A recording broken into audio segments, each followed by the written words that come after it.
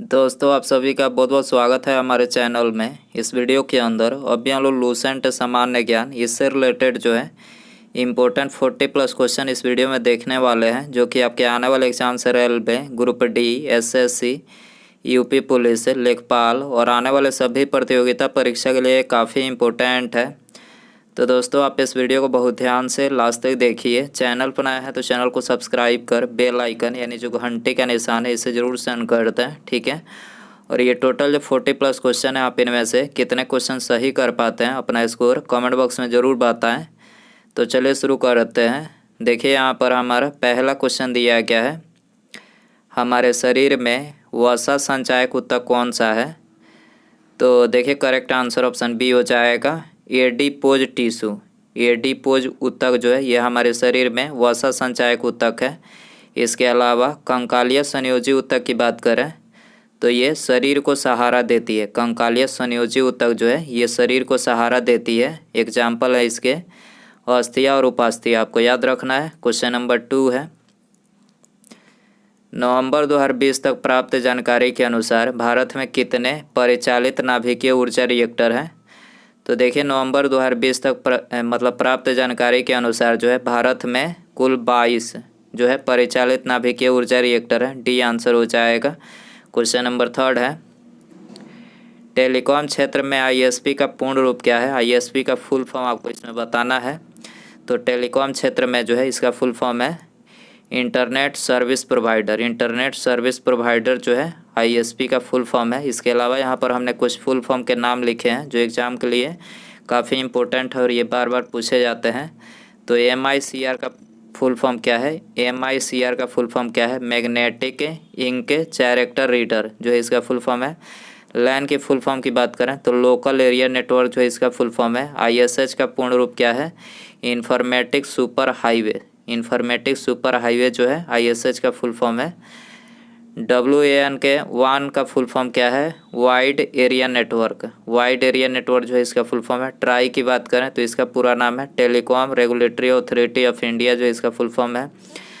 Try दूरसंचार क्षेत्र का सर्वोच्च संस्था है। ट्राई जो है ये दूरसंचार क्षेत्र का सर्वोच्च संस्था है। इसकी स्थापना 20 फरवरी 1997 को किया गया था। सारी बातें आपको याद रखना है, एग्जाम के लिए इम्पोर्टेंट है। क्वेश्चन नंबर 4 है, न्यूटन के गति के प्रथम नियम का अन्य नाम क्या है। न्यूटन के गति के प्रथम नियम का अन्य नाम क्या है। तो जड़त्व का नियम है इसका अन्य नाम। डी आंसर हो जाएगा। जड़त्व जो है 3 प्रकार के होते हैं, पहला विराम का जड़त्व, दूसरा गति का जड़त्व और तीसरा जो है दिशा का जड़त्व। विराम की जड़त्व की बात करें तो देखिए इसमें जो है विराम में रहने वाली वस्तु तब तक विराम की अवस्था को बनाए रखती है जब तक कि उस पर बल न लगाया जाए। तो ये क्या है, ये विराम का जड़त्व है। गति के जड़त्व की बात करें तो इसमें जो है जब तक बल आरोपित न हो वस्तु अपनी एक समान गति की अवस्था में परिवर्तन नहीं कर सकती है, न तो परिवर्तित होती है और न अवमंदित होती है। तो ये है गति का जड़त्व। तीसरा जो है दिशा का जड़त्व। तो देखिए इसमें जो है वस्तु का वह गुण जिसके कारण वह स्वयं की गति की दिशा में परिवर्तन नहीं कर सकती है, दिशा का जड़त्व कहलाती है, ठीक है। क्वेश्चन नंबर 5 है, टेक्सोल किस पेड़ से निकाला जाता है। टेक्सोल जो है किस पेड़ से निकाला जाता है। तो ये सूची वृक्ष के पेड़ से निकाला जाता है। डी आंसर हो जाएगा। टेक्सोल की बात करें तो टेक्सोल नामक जहरीले रसायन का प्रयोग कैंसर के इलाज में किया जाता है। टेक्सोल नामक जहरीले रसायन का प्रयोग जो है ये कैंसर के इलाज में किया जाता है, याद रखना है। क्वेश्चन नंबर 6 है, GSAT-31 क्या है। GSAT-31 क्या है। तो ये दूर संचार उपग्रह है। दूर संचार उपग्रह, सी आंसर हो जाएगा। क्वेश्चन नंबर 7 है, निम्नलिखित में से कौन सी नोबेल गैस है। तो करेक्ट आंसर ऑप्शन ए हो जाएगा, आर्गन जो है ये नोबेल गैस है। इसके अलावा नोबेल गैस जो है वो है हीलियम, नियान, आर्गन, क्रिप्टान, जेनान, ये सभी क्या है, नोबेल गैस है। फ्लोरीन हाइड्रोजन वर्ग का तत्व है। फ्लोरीन जो है हाइड्रोजन वर्ग का तत्व है। फ्लोरीन सबसे अधिक विद्युत ऋणात्मक तत्व है। अक्रिय गैसों की खोज रायले, रेमजे और लोकियर ने की थी। अक्रिय गैस 18वें वर्ग में पाया जाता है। अक्रिय गैसों के अंतिम कक्षा में 2 या 8 इलेक्ट्रॉन होते हैं। अक्रिय गैसों के अंतिम कक्षा में 2 या 8 इलेक्ट्रॉन होते हैं। वायुमंडल में सर्वाधिक मात्रा में पाया जाने वाला अक्रिय गैस कौन सा है? आर्गन है, याद रखना है। क्वेश्चन नंबर 8 है, MS ऑफिस 2010 की एक्सेल वर्कबुक में डिफ़ॉल्ट तौर पर कितनी सीट शामिल होती है? MS ऑफिस 2010 की एक्सेल वर्कबुक में डिफ़ॉल्ट तौर पर कितनी सीट शामिल होती है? तो डिफ़ॉल्ट तौर पर 3 सीट जो है शामिल होती है। करेक्ट आंसर ये हो जाएगा। चींटी के डंक में कौन सा अम्ल पाया जाता है? चींटी के डंक में कौन सा अम्ल पाया जाता है? मेथेनोइक अम्ल। कौन सा अम्ल? मेथेनोइक अम्ल पाया जाता है। मेथेनोइक अम्ल को जो है ये फार्मिक अम्ल भी कहते हैं, आपको याद रखना है, इसमें कन्फ्यूज नहीं होना है। मेथेनोइक अम्ल को जो है फार्मिक अम्ल कहा जाता है। फार्मिक अम्ल का रासायनिक सूत्र क्या है पूछा जाए तो HCOOH होता है। HCOOH जो है फार्मिक अम्ल का रासायनिक सूत्र होता है। इसके अलावा यहाँ पर हमने प्राकृतिक स्रोत और उसके अम्ल के नाम लिखे हैं, ठीक है। तो टमाटर में कौन सा अम्ल पाया जाता है? ऑक्सैलिक अम्ल। इमली में टार्ट्रिक अम्ल। संतरा में सिट्रिक अम्ल। सेब में मैलिक अम्ल। चींटी के डंक में फार्मिक अम्ल। मनुष्य के पेट में फार्मिक अम्ल। मनुष्य के पेट में फार्मिक अम्ल। मनुष्य के पेट में भोजन को पचाने के लिए हाइड्रोक्लोरिक अम्ल आपको याद रखना है। कौन सा? हाइड्रोक्लोरिक अम्ल, HCl अम्ल पाया जाता है, याद रखना है आपको। कार के बैटरी में सल्फ्यूरिक अम्ल। कार के बैटरी में कौन सा? सल्फ्यूरिक अम्ल। यूनिसेफ का मुख्यालय कहाँ स्थित है? यूनिसेफ का मुख्यालय कहाँ स्थित है? तो इसका मुख्यालय न्यूयॉर्क में स्थित है। करेक्ट आंसर ये हो जाएगा। यूनिसेफ की स्थापना 11 दिसंबर 1946 को किया गया था। यूनिसेफ का पूरा नाम है United Nations International Children's Emergency Fund. UNICEF का फुल फॉर्म क्या है? United Nations International Children's Emergency Fund जो है इसका फुल फॉर्म है। 1875 में मोहम्मदन एंग्लो ओरिएंटल कॉलेज की स्थापना किसने की थी, जो बाद में अलीगढ़ मुस्लिम विश्वविद्यालय बना? तो इसकी स्थापना जो है सैयद अहमद खान ने किया था, ठीक है। करेक्ट आंसर सी हो जाएगा। प्रख्यात समाज सुधारक और महिला शिक्षा के लिए कार्य करने वाली पंडिता रमाबाई सरस्वती किस भाषा की महान विदुषी थी? तो पंडिता रमाबाई सरस्वती जो है किस भाषा की महान विदुषी थी? तो ये संस्कृत भाषा की महान विदुषी थी। सी आंसर हो जाएगा। संयुक्त राष्ट्र यानी UN सुरक्षा परिषद के अस्थायी सदस्यों का कार्यकाल कितने वर्षों का होता है? तो 2 वर्षों का होता है, ठीक है। सुरक्षा परिषद के अस्थायी सदस्यों का जो कार्यकाल होता है 2 वर्षों का होता है। सी आंसर हो जाएगा। सुरक्षा परिषद में 2 प्रकार के सदस्य होते हैं, एक अस्थायी और दूसरा अस्थायी, ठीक है। और इनमें टोटल जो है 15 सदस्य होते हैं। सुरक्षा परिषद में टोटल 15 सदस्य होते हैं, जिसमें से 5 अस्थायी होते हैं और 10 जो होते हैं अस्थायी। 10 होगा, ठीक है। 10 जो होते हैं अस्थायी।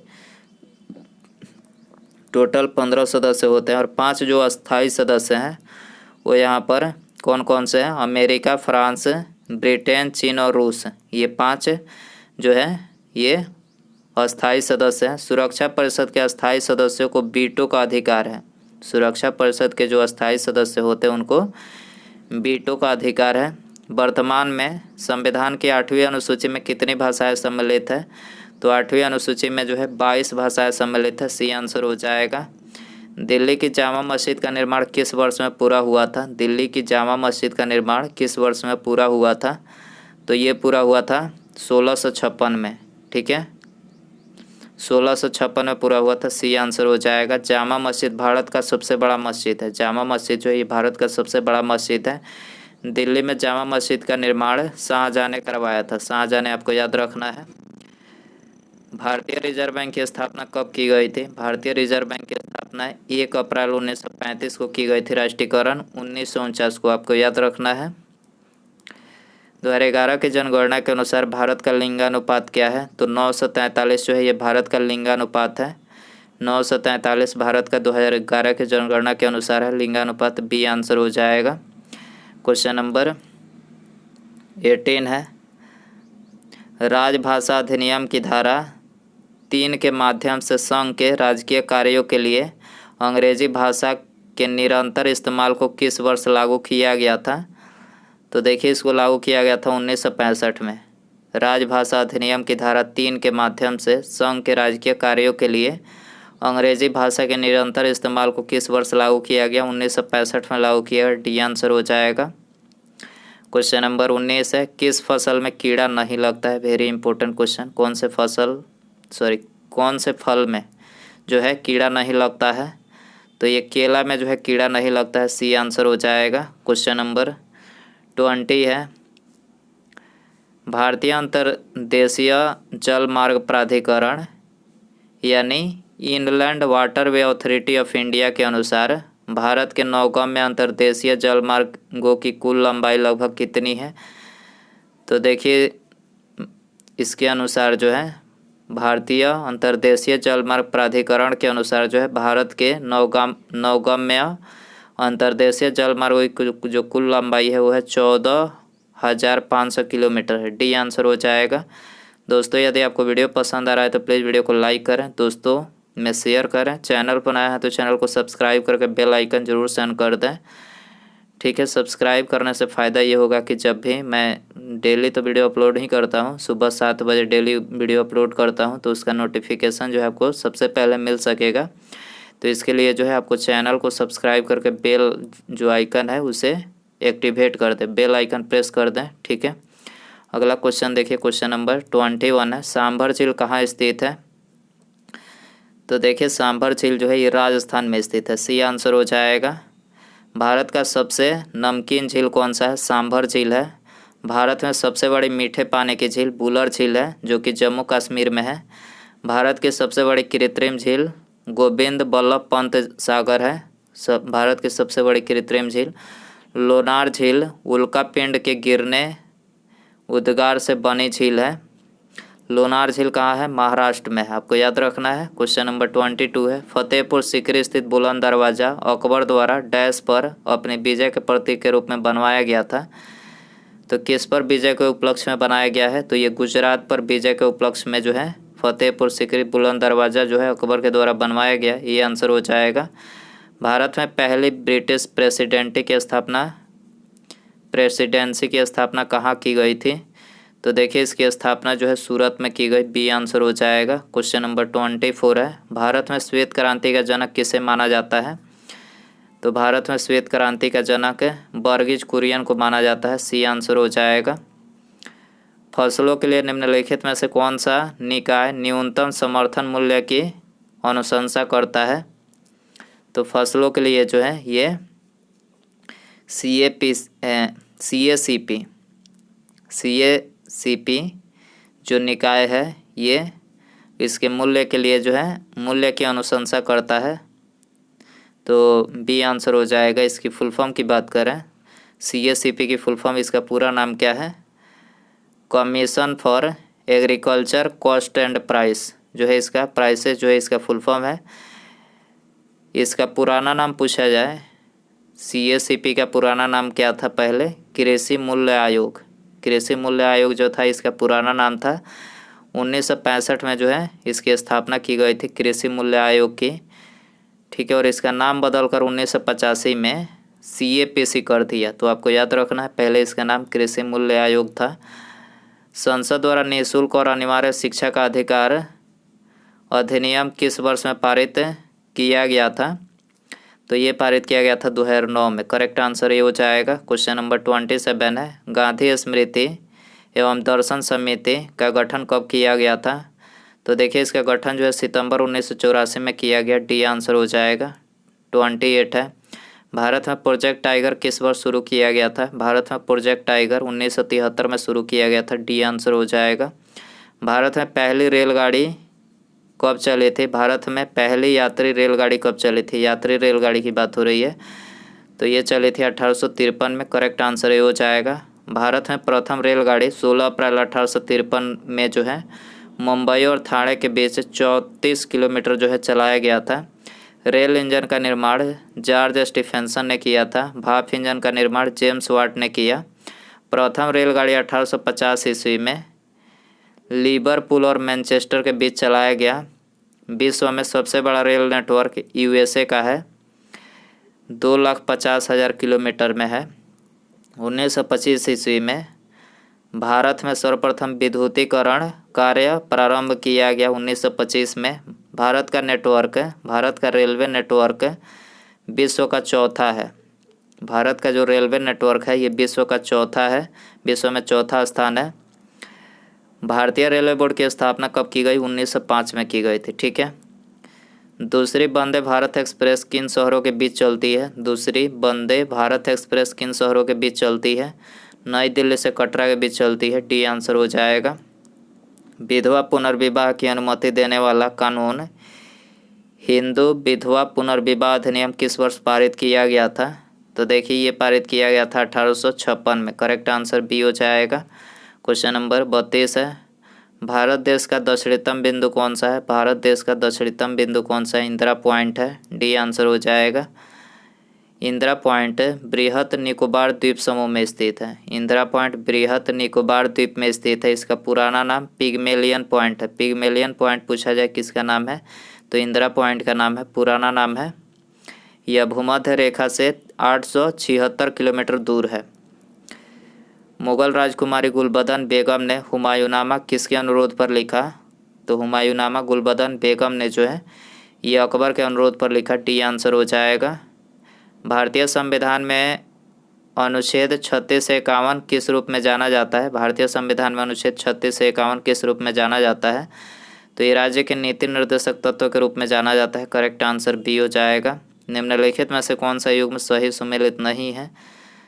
तो करेक्ट आंसर ऑप्शन ए हो जाएगा। विटामिन B1 जो है ये सही सुमेलित नहीं है, मतलब इसके स्रोत नहीं है। विटामिन B1 के स्रोत की बात करें तो देखिए इसके स्रोत है गेहूं का आटा, चावल, दाल, साबुत अनाज, सोयाबीन, नट्स यानी सूखे मेवे, फूल गोभी, मटर, आलू, संतरा, अंडा, ये सभी विटामिन B1 के स्रोत हैं। इसके अलावा बाकी ये तीनों करेक्ट है। यहाँ पर विटामिन डी किस में पाया जाता है? मछली के तेल में पाया जाता है। विटामिन ई गेहूं हरी सब्जी में पाया जाता है। विटामिन B12 जो है मांस और अंडा में पाया जाता है। आपको याद रखना है। रविन्द्रनाथ टैगोर ने किसके विरोध में ब्रिटिश नाइटहुड को लौटा दिया? ब्रिटिश नाइटहुड को त्याग दिया तो किसके विरोध में लौटाया था? तो ये जालियांवाला बाग हत्याकांड के विरोध में लौटाया था। बी आंसर हो जाएगा। निम्नलिखित में से किस विटामिन को आर्गो कैल्सीफेरॉल कहते हैं? आर्गो कैल्सीफेरॉल किस विटामिन को कहते हैं? विटामिन डी को कहते हैं। बी आंसर हो जाएगा। भारत में निम्नलिखित में से कौन सा एक संवैधानिक निकाय है? कौन सा एक संवैधानिक निकाय है? तो करेक्ट आंसर सी हो जाएगा। वित्त आयोग जो है एक संवैधानिक निकाय है। मूसी और भीम किस नदी की सहायक नदियाँ है? मूसी और भीम किस नदी की सहायक नदियाँ है? तो ये कृष्णा नदी की सहायक नदी है। सी आंसर हो जाएगा। किस संविधान संशोधन अधिनियम द्वारा लोकसभा की सीटों की संख्या 525 से बढ़ाकर 545 की गई? तो ये 31वें संविधान संशोधन अधिनियम 1973 के अंतर्गत जो है 73 के अधिनियम के अंतर्गत जो है लोकसभा की सीटों की संख्या 525 से बढ़ाकर 545 की गई। करेक्ट आंसर ये हो जाएगा। बहमनी साम्राज्य के संस्थापक कौन थे? बहमनी साम्राज्य के संस्थापक कौन थे? तो देखिए इसके संस्थापक ये अलाउद्दीन हसन थे। ठीक है, अलाउद्दीन हसन थे। करेक्ट आंसर ये हो जाएगा। भारतीय भाषाओं का केंद्रीय संस्थान किस स्थान पर अवस्थित है? भारतीय भाषाओं का केंद्रीय संस्थान किस स्थान पर अवस्थित है?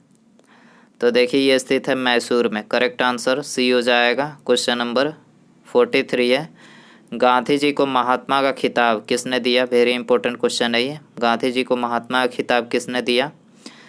तो देखिए उनको महात्मा की खिताब जो है रविन्द्रनाथ टैगोर ने दिया। आपको याद रखना है किसने? रविन्द्रनाथ टैगोर ने। तो दोस्तों ये थे लूसेंट सामान्य ज्ञान के इम्पोर्टेंट 40+ क्वेश्चन। आई होप कि ये वीडियो पसंद आया रहेगा। पसंद आया तो प्लीज़ वीडियो को लाइक करें, दोस्तों में शेयर करें। चैनल पर नया है, मतलब चैनल पे अभी तक मैंने चैनल को सब्सक्राइब नहीं किया तो चैनल को सब्सक्राइब करके बेल आइकन प्रेस कर दीजिए। ठीक है, बेल आइकन को ऑन कर दीजिए। ठीक है, मिलते हैं अगले वीडियो में। नमस्कार, जय हिंद, जय भारत।